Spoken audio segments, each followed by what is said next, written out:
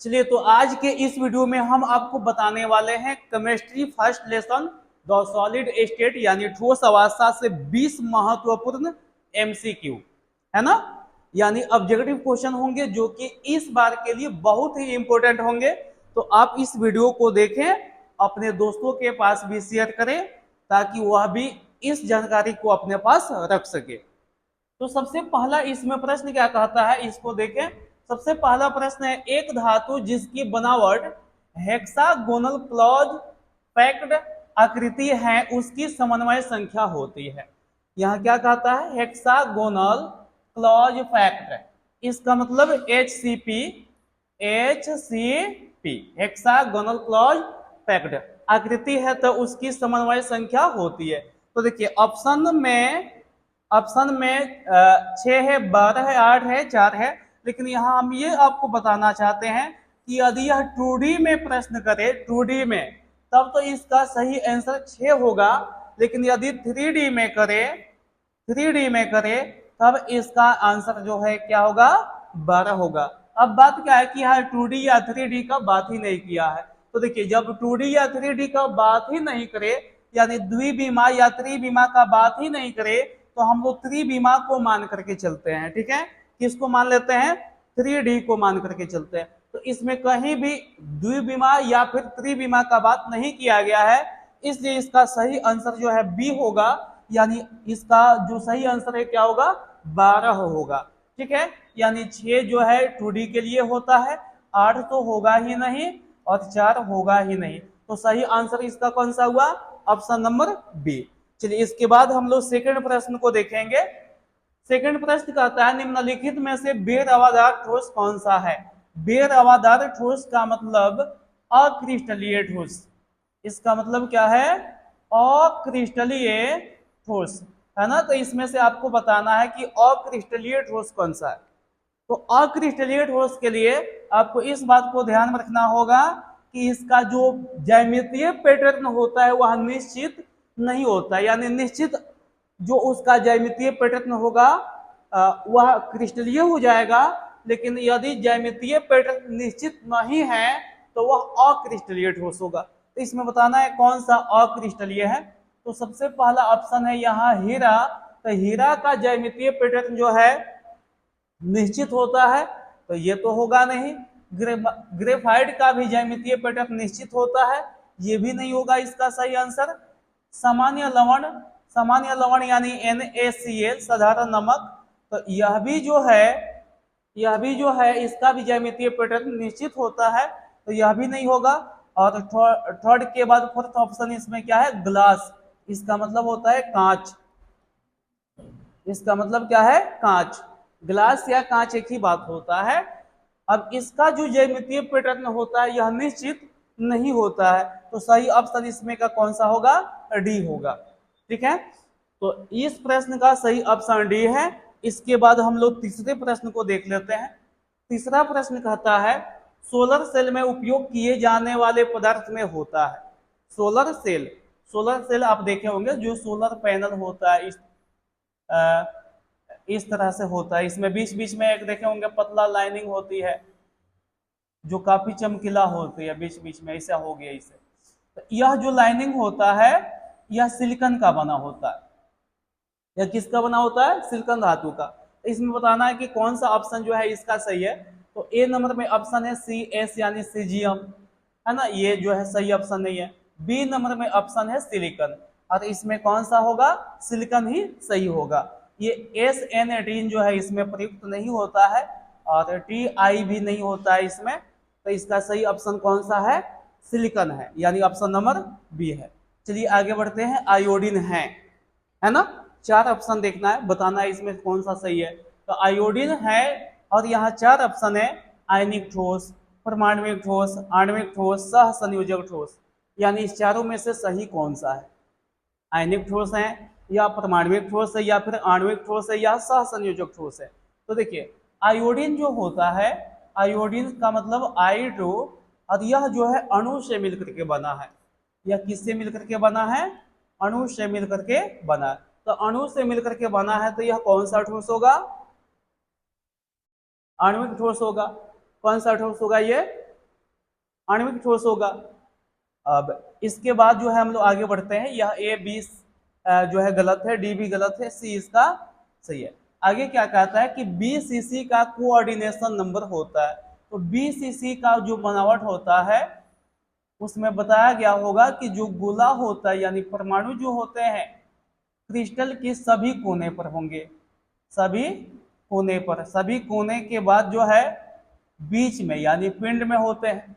अब आप देखिए यह जो पिंड वाला जो है गोला, इसके संपर्क में यह ऊपर के 4 गोले होंगे और नीचे के भी 4 गोले होंगे।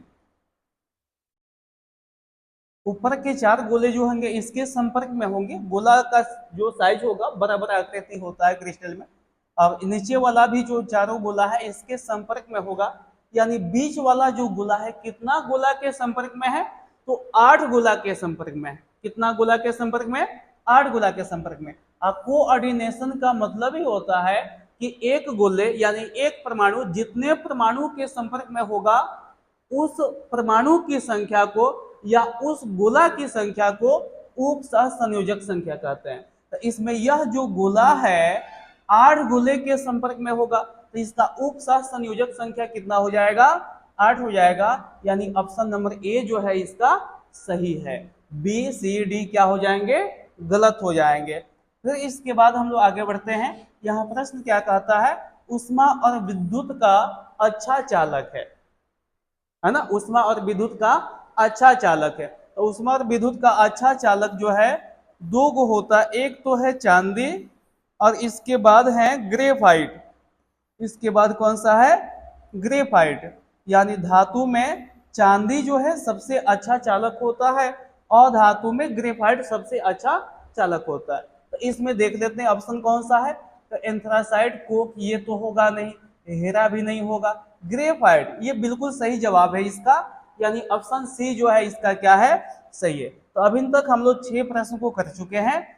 अब इसके बाद बारी है 7 नंबर प्रश्न की। इसको देखिए, बहुत ही इंपॉर्टेंट क्वेश्चन है ये। धातु आयन के रंगीन ज्वाला लौ का कारण है। धातु आयन के रंगीन ज्वाला लौ का कारण है, इसमें से कौन सा कारण है ये आपको बताना है। देखिए धातु आयन की संख्या जब बढ़ जाती है, धातु की संख्या जब क्रिस्टल में बढ़ती है तब रंगीन ज्वाला लौ जो है उत्पन्न होता है। तो जब धातु की संख्या बढ़ेगी तो उसको धातु आधिक्य कहेंगे। धातु घटे तो धातु न्यून या धातु अल्पता बोलते हैं, धातु बढ़ेगा तो अधिक्य बोलेंगे। तो यह देखिए ऑप्शन है ए फ्रेंकेल दोष, ये गलत है, ये गलत है, ये सही नहीं है। सड़की दोष ये भी गलत है। धातु की कमी का दोष ये भी गलत है। धातु अधिकता दोष ये सही है। यानी धातु जब बढ़ता है तब जो है रंगीन ज्वाला लौ जो है उत्पन्न होता है। अब 7 के बाद किस नंबर प्रश्न पर हम लोग आ गए, तो 8 नंबर पर आ गए। 8 नंबर प्रश्न क्या कहता है, फ्रेंकेल तथा सड़की दोनों दोष होते, यानी एक ही क्रिस्टल में दोनों दोष उत्पन्न हो जाए, वह क्रिस्टल कौन सा हो सकता है। और यह बहुत ही इंपॉर्टेंट है, वेरी वेरी इंपॉर्टेंट है ना, very very important VVI question है इस बार के लिए, बहुत इंपॉर्टेंट क्वेश्चन है। इसमें 4 ऑप्शन है, NaCl, AgCl, AgBr, KCl, है ना। इसमें कौन सा सही होगा, तो देखिए NaCl नहीं हो पाएगा, AgCl नहीं होगा, AgBr होगा इसका, AgBr। इसका नाम भी लिख देता है। Ag को क्या बोलते हैं, सिल्वर, Br रिनाइन है तो ब्रोमाइड, यानी सिल्वर ब्रोमाइड। यानी ये जो है सही ऑप्शन है इसका। ऑप्शन कौन सा सही है, सी, फ्रेंकेल दोष भी होगा, सड़की दोष भी होगा। ठीक है, चलिए तो इसके बाद हम लोग अब पहुंचेंगे किस नंबर प्रश्न पर, ये तो 7 प्रश्न जो है हो गया, 8 प्रश्न हो गया। 8 के बाद हम लोग 9 नंबर प्रश्न पर पहुंचते हैं। 9 नंबर जो प्रश्न है कहता है अवोगाड्रो संख्या यानी n बराबर है। अवोगाड्रो संख्या यानी n बराबर है। अवोगाड्रो संख्या किसको बोलते हैं, तो समस्थानिक C12 के बरहोए भाग में उपस्थित परमाणुओं की संख्या को।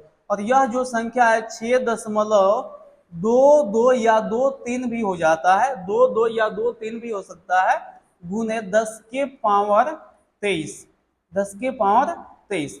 यह जो संख्या है एवोगाड्रो संख्या कहलाता है। यह एक तरह से कांस्टेंट राशि का कार्य करेगा और यह किसी भी 1 मोल अणु में उपस्थित रहता है। जिसे कह दिया जाए कि यदि 1 मोल चीनी है, 1 मोल चीनी है तो उसमें कितना परमाणुओं का संख्या होगा, तब भी इतना ही होगा।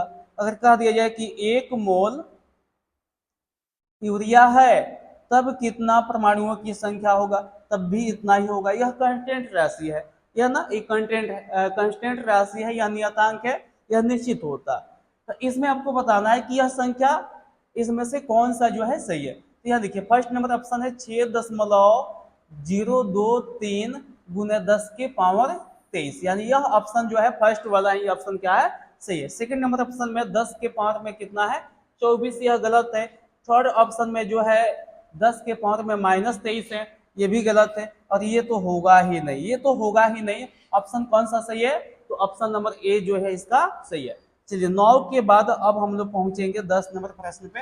10 नंबर प्रश्न क्या कहता है, Na2O में सोडियम की कोऑर्डिनेशन संख्या कितनी है, यानी वही उप सह संयोजक संख्या आपको बताना है। तो यहाँ ऑप्शन है 6, 4, 8, 2, इसमें से कौन सा सही है बताना है। इसका बी नंबर जो ऑप्शन है ये सही है। एक गोला जो है 4 गोले को संपर्क में रखता है, तो इसलिए इसका ऑप्शन कौन सा सही होगा, बी नंबर ऑप्शन जो है इसका सही होगा। 10 प्रश्न हम लोग फटाफट कर लिए। फटाफट के बाद अब 11 नंबर प्रश्न पर हम लोग पहुंच चुके हैं। 11 नंबर प्रश्न कहता है निम्नलिखित में कौन अक्रिस्टलीय ठोस पदार्थ है ना, कौन अक्रिस्टलीय ठोस को और क्या बोल सकते हैं। अभी हम लोग कुछ समय पहले इसका बात किए थे, जिक्र किए थे कि इसको और क्या बोल सकते हैं, तो इसको हम बेरवादार ठोस भी बोल सकते हैं। इसको और क्या बोल सकते हैं, बेरवादार ठोस भी बोल सकते हैं। आपको बताना है कौन सा इसमें का जो ठोस है बेरवादार ठोस है। तो देखिए यहाँ ऑप्शन है हीरा, हीरा तो होगा नहीं। ग्रेफाइट, ये भी नहीं होगा। कांच, बिल्कुल सही जवाब है इसका कांच, या इसी को ग्लास भी कहते हैं, इसी को क्या बोलते हैं, ग्लास भी बोलते हैं। और यह कौन सा ठोस है, अक्रिस्टलीय ठोस। चलिए इसके बाद अब हम लोग पहुंचेंगे 12 नंबर प्रश्न के पास। यह क्या कहता है, किस अणु का द्विध्रुव आघूर्ण शून्य होता है। इसमें कौन सा ऐसा कंपाउंड है, कौन सा ऐसा यौगिक है जिसका डाइपोल मोमेंट जो होगा शून्य होगा, यानी 0 होगा। इसमें 4 ऑप्शन है, बताना है कौन सा सही है। NF3, BF3, ClO2, CH2, Cl2, कौन सा सही होगा इसमें का, बी नंबर इसका ऑप्शन जो है सही है, BF3। इसका डाइपोल मोमेंट यानी द्विध्रुव आघूर्ण जो होता है क्या होता है, 0 होता है। इसका कितना होगा, 0 होगा। तो 12 नंबर प्रश्न हम लोग कर चुके। अब 13 नंबर प्रश्न की बारी है और यह कहता है BCC इकाई सेल में मुक्त खाली जगह का प्रतिशत होता है। तो BCC इकाई सेल मुक्त खाली जगह का प्रतिशत पूछा गया है। तो एक होता है PE यानी संकुलन क्षमता, और संकुलन क्षमता जो है 68% होता है। BCC का संकुलन क्षमता कितना होता है, 68% होता है। अगर हम 100 में से इस 68 को घटा देते हैं, 100 में से इस 68 को घटा देते हैं, तो जो इसमें अंतर होने वाला है वह अंतर जो होगा क्या होगा, खाली जगह होगा। कौन सा जगह होगा, खाली जगह होगा। तो इसमें खाली जो है कितना जगह है, 32%। अब ऑप्शन देख लेते हैं कौन कौन सा है। तो ऑप्शन यहाँ 32% फर्स्ट में ही मिल गया, बहुत ही इंपोर्टेंट क्वेश्चन है ये, ऑप्शन फर्स्ट ही मिल गया, बहुत ही अच्छा है। और 32% जो है इसका सही आंसर होगा। बी गलत है, सी गलत है, डी भी इसका ऑप्शन जो है क्या है, गलत है। चलिए अब इसके बाद हम लोग आगे बढ़ेंगे, 14 नंबर प्रश्न को देख लेते हैं। यह एक कहता है कि एक आयनिक यौगिक में ए आयन इकाई सेल के घन के कोनों पर है। घन के कहाँ है, कोनों पर। जैसे ये घन हो गया, घन बना देते हैं, यहाँ एक छोटा सा आकृति बना देते हैं। यहाँ एक घन है, ये हो गया घन, है ना, ये घन हो गया। ए आयन कहाँ है, इसके कोने पर, यहाँ कोने पर ए आयन है, ठीक है। और इसके बाद कहता है तथा बी आयन फलकों के केंद्रों पर है। फलक ये होता है, इसके केंद्र पर कौन सा आयन है, बी आयन है। कहता है इस यौगिक का सरलतम सूत्र होगा। इसमें 2 पोजीशन दिया गया है, यानी स्थान दिया गया है ए और बी परमाणु का। तो यहाँ आपको ध्यान पर रखना होगा कि यदि कोई भी परमाणु कोना में स्थित हो, कहाँ हो, कोना में, तो वह क्रिस्टल के अंदर जो है 1/8 भाग रहता है। कितना रहता है, 1/8 भाग। यदि कोई परमाणु फलक के केंद्र पर हो तो वह क्रिस्टल के अंदर जो है उसका 1/2 भाग होगा। 1 बटा कितना भाग होगा, 2 भाग होगा। यदि वह किनारे पर हो, किनारे के केंद्र पर हो या किनारे पर हो, तो वह 1/4 भाग जो होगा क्रिस्टल के अंदर होगा। तो इस तरह से कुछ नियम होते हैं। इस नियम को यदि अच्छा से आप समझ लेंगे तो इसका फॉर्मूला निकालना काफी आसान हो जाएगा। जिसे कह रहा है कि ए जो है क्रिस्टल के कोने पर है। अब ए परमाणु कहाँ है, क्रिस्टल के कोने पर है।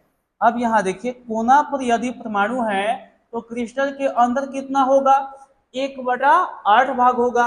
और टोटल इसमें कोना है कितना, आप काउंट कर सकते हो। देखो 4 कोना तो ऊपर है और 4 कोना नीचे है। इस तरह से कितने कोना है इसमें, 8 कोना। इस 8 कोना से इसमें जब हम गुना करेंगे, 8 से 8 क्रॉस हो जाएगा, आएगा कितना, 1 आएगा। अब ऐसे ही बी को देख लेते हैं। ऐसे ही किसको देख लेते हैं, बी को देख लेते हैं। बी जो परमाणु है क्रिस्टल के फलक पर है, फलक के केंद्र पर है। तो फलक के केंद्र पर है तो यह कितना भाग है क्रिस्टल के अंदर, 1/2 भाग। 1/2 भाग है। और फलक कितना होता है इसमें काउंट कर लेते हैं। देखिए, एक ऊपर फलक है, एक नीचे है, 2 हो गया, फिर साइड में है 3 हो गया, फिर यहाँ है 4 हो गया, एक पीछे की ओर हो जाएगा 5, एक आगे की ओर हो जाएगा 6। यानी फलक कितना होता है, 6 फलक होता है। ये कैंसिल हो जाएगा ना 3 बार में, अब है ना। अब यहाँ देखिए, ए का कितना परमाणु है, 1 परमाणु है। बी का कितना परमाणु है, बी का 3 परमाणु है। ए का 1 परमाणु है, बी का 3 परमाणु है। यानी इसका आंसर कौन सा होगा, ए बी 3 होगा। देख लेते हैं इसमें कौन सा ऑप्शन जो है सही है। फर्स्ट ए बी, ये तो होगा नहीं। इसके बाद A2B, ये भी नहीं होगा। AB3 ये सही है। ये क्या है, सही है। ऑप्शन सी जो है इसका सही होगा। अब डी देखने की तो कोई आवश्यकता ही नहीं है। तो ऑप्शन सी इसका क्या है, सही आंसर है। चलिए, इसके बाद अब 15 नंबर प्रश्न की बारी है। यह कहता है, निम्नलिखित में कौन सा गुण क्रिस्टलीय ठोस पदार्थ का नहीं है। क्रिस्टलीय ठोस पदार्थ का नहीं है। क्रिस्टलीय ठोस पदार्थ का गुण नहीं है का मतलब अक्रिस्टलीय ठोस का है, लेकिन क्रिस्टलीय का नहीं है। ऑप्शन क्या क्या है ये देख लेते हैं। विभिन्न दिशाओं में समान गुण, है ना। इसके बाद सेकंड ऑप्शन है सुस्पष्ट द्रवणांक। इसके बाद है निश्चित ज्यामितीय आकृति। इसके बाद ऑप्शन है उच्च अंतराण्विक बल। इसका क्रिस्टलीय जो पदार्थ है इसका कौन सा इसमें से गुण नहीं है ये बताना है। तो देखिए, उच्च अंतराण्विक बल क्रिस्टलीय ठोस का अभिलक्षण है, ये गुण है, यानी ये तो इसके लिए होगा। अब निश्चित ज्यामितीय आकृति, यह भी इसका सही आंसर होता है कि क्रिस्टलीय ठोस जो है उसका ज्यामितीय आकृति जो है निश्चित होता है। अच्छा, सुस्पष्ट द्रव्यमान, ये भी इसके लिए सही है। किसके लिए, क्रिस्टलीय ठोस के लिए। ये देखिए, इस प्रश्न के लिए हम नहीं बात कर रहे हैं, हम क्रिस्टलीय ठोस के लिए कर रहे हैं। अब ऑप्शन कौन सा बच गया, ए, यानी यह जो है क्रिस्टलीय ठोस का गुण नहीं हो सकता है। तो क्रिस्टलीय ठोस का जो गुण नहीं होगा वही इसके लिए सही होगा। बाकी जो होंगे ये क्या हो जाएंगे, गलत हो जाएंगे। बाकी क्या हो जाएंगे, गलत। विभिन्न दिशाओं में समान गुण जो है ये अक्रिस्टलीय ठोस का गुण होता है। जैसे कि कांच, है ना, जैसे कि कांच, कांच अक्रिस्टलीय ठोस से आपको पता ही है। आप इस साइड से भी यदि लाइट को प्रवेश करेंगे तो 3 लाख किलोमीटर से यहाँ प्रवेश करेगा, है ना, कांच के अंदर। सॉरी, 3 लाख किलोमीटर नहीं, कांच के अंदर जो प्रकाश की चाल होती है निर्वात से कम होती है, निर्वात से कम होती है, 2.25 लाख या 2 लाख के तकरीबन होती है। तो आप इस साइड से यदि आप क्रॉस कीजिएगा तब भी उतना ही होगा, इस साइड से करेंगे तब भी उतना ही, यहाँ से करेंगे तब भी उतना ही। यानी दिशा बदलेंगे लेकिन प्रकाश की चाल जो है इसमें नहीं बदलेगा। कारण क्या है कि इसमें जो गुण है सभी दिशाओं से एक समान है, सभी दिशाओं से क्या है, एक समान है कांच में। और कांच कौन सा ठोस है, अक्रिस्टलीय ठोस है। तो ये जो ऑप्शन इसका है सही है। कह रहा है क्रिस्टलीय ठोस का गुण नहीं होना चाहिए, यानी अक्रिस्टलीय ठोस का गुण हो सकता है। अब चलिए 16 नंबर प्रश्न की बारी है, इसको देख लेते हैं। यह कहता है ट्रांजिस्टर बनाने के लिए सामान्यतः निम्न तत्वों का उपयोग किया जाता है। इसमें से कौन सा तत्व है जिसका प्रयोग जो है ट्रांजिस्टर बनाने के लिए होता है? आप देखे होंगे जो उपकरण होता है उसमें छोटा छोटा इस तरह से कुछ संरचनाएं होती है, ऐसा जो है उसमें उपकरण जो है सेट रहता है इसमें, इसको ट्रांजिस्टर बोलते हैं। इसमें कौन कौन सा तत्व का प्रयोग किया जाता है इसमें आपको देखना। तो यहाँ देखिए कार्बन सिलिकॉन, ये गलत है, सिलिकॉन तो होता है लेकिन कार्बन का इसमें प्रयोग नहीं है। गैलियम इंडियम, ये भी गलत है। फास्फोरस आर्सेनिक, ये भी गलत है। तो सही ऑप्शन कौन सा होगा? डी होगा, सिलिकॉन और कौन सा? जर्मेनियम, ये सही ऑप्शन है। सिलिकॉन और जर्मेनियम जो है ट्रांजिस्टर में प्रयोग किए जाते हैं। इसके बाद आगे बढ़ते हैं। आगे प्रश्न है ग्रेफाइट है, ग्रेफाइट है, ग्रेफाइट इसमें से बताना है कि कौन सा ठोस है। ठीक है, ग्रेफाइट कौन सा ठोस है? देखिए फर्स्ट लेसन के बारे में आपको ठोस पहचानने के लिए भी बताया गया था, इसका भी वीडियो पहले से हम बना चुके हैं। यदि आप उस वीडियो को नहीं देखे हैं तो एक बार वीडियो सेक्शन में जाकर के उस वीडियो को सर्च करके आप जरूर देख लें, ताकि आपको इस तरह के जो ऑब्जेक्टिव क्वेश्चन है इसमें कोई भी आपको प्रॉब्लम ना हो। चलिए यहाँ देखिए ग्रेफाइट है तो आपको बताना है कौन सा ठोस है। आणविक ठोस ये नहीं होगा, सह संयोजक ठोस ये सही है, यानी इसमें ऑप्शन नंबर बी जो है इसके लिए सही है, यानी सी डी बी क्या होंगे? गलत हो जाएंगे। चलिए इसके बाद हम आगे बढ़ते हैं। 18 नंबर प्रश्न क्या कहता है? क्वार्टर्ज क्या है? क्वार्टर्ज क्या है? तो क्वार्टर्ज का जो ज्यामितीय पैटर्न होता है निश्चित होता है, और जिसका ज्यामितीय पैटर्न निश्चित हो वह कौन सा ठोस होगा? क्रिस्टलीय ठोस होगा, यानी इसका ऑप्शन कौन सा सही है? ए नंबर ऑप्शन सही है। लेकिन यदि कह दे क्वार्टर्ज ग्लास कौन सा ठोस है? क्वार्टर्ज ग्लास यानी इसी को हीट करके बना दिया जाता है, तो क्वार्टर्ज ग्लास कौन सा ठोस है? तब हो जाएगा अक्रिस्टलीय। ध्यान रखिएगा, क्वार्टर्ज क्रिस्टलीय लेकिन कह दिया जाए क्वार्टर्ज ग्लास, तब क्या हो जाएगा? अक्रिस्टलीय। इसके बाद 19 नंबर प्रश्न क्या कहता है?